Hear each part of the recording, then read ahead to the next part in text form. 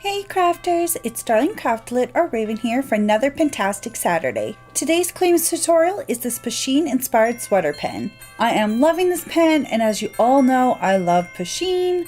I pretty much like any character that is a cat. I had a lot of fun with this design and I'm super proud with how it came out. As always, feel free to customize this however you wish. Well, let's get started. First, you're gonna need your clay. There's a complete list of all the colors and all the materials I used in the description box below. You will also need your usual clay tools, a bakeable pen, and optional some pliers and something like a paintbrush handle to assist in holding the pen, and a rolling pin or pasta machine. Begin by removing the ink, as this cannot go into the oven.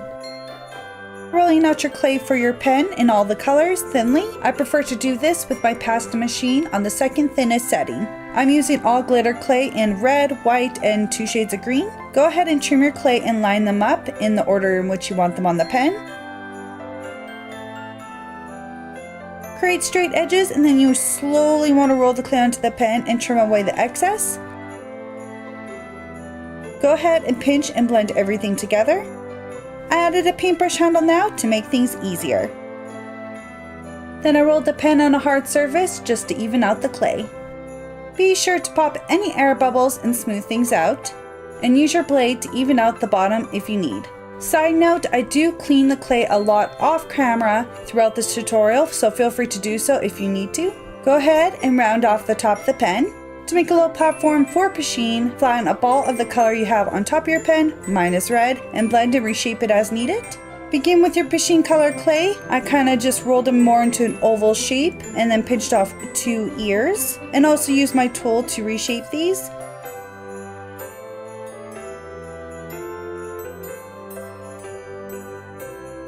And then I kind of made them leaning on the side. You can kind of see what I mean on screen.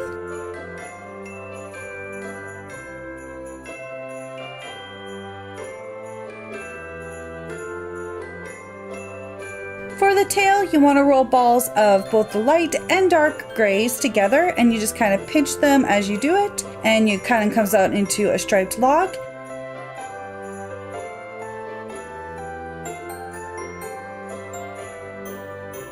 You want to add it to Pusheen and blend it in.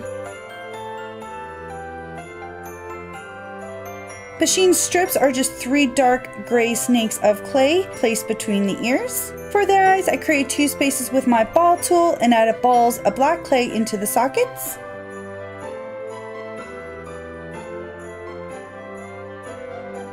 Add some tiny strips of whiskers in black. Arrange and trim them as needed. I did 2 on each side.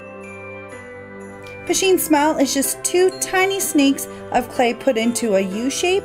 And I'm not even kidding when I say it was a Christmas miracle that I did this on the first try. I was pretty excited.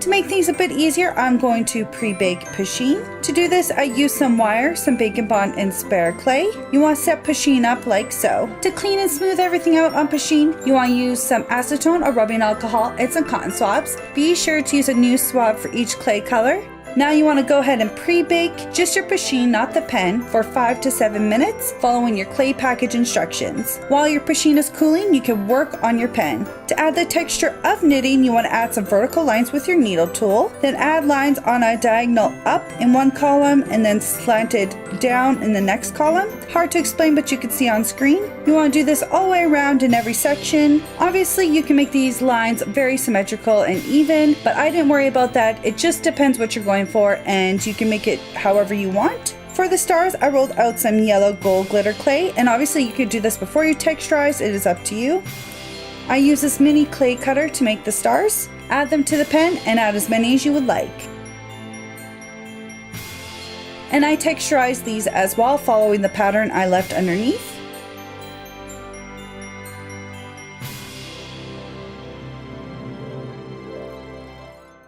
When your Pusheen is cool, you can go ahead and dress him. I'm going to be adding a sweater, so I put a wide strip of the light green around him, trimmed and blended it in. I also added a rim of white to the bottom. You can do that on top too if you wish. And I added 3 diamonds to the middle, 1 in green, 1 in red, and 1 in the yellow. You can, if you want, texturize this sweater also. I did this by adding a rim on top with my needle tool and then adding a lot of vertical lines on both the top and bottom rims. Then I repeated the same sweater texture in the middle of the sweater.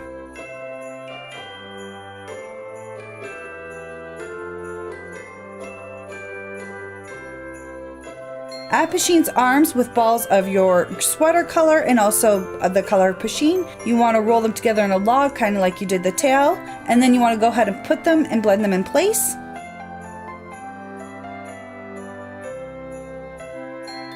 To add Pusheen to the pen, first you want to turn the wire. I added some Bacon Bond and added a ball of the red to blend.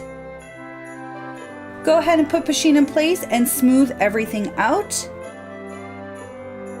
You should have something that looks like this, and for sure clean everything as it's time to do the second bake, and you want to do so at 265 degrees Fahrenheit for 15 to 25 minutes, or the temperature and time for your pen and oven. Then you want to let it cool, and then now you can add on any embellishments that you would like. I'm going for this circle glitter, and I just thought it would add something a little bit extra, and I used some glaze to put it on. I want to add quite a bit to the top and then have it fade out in the next two sections.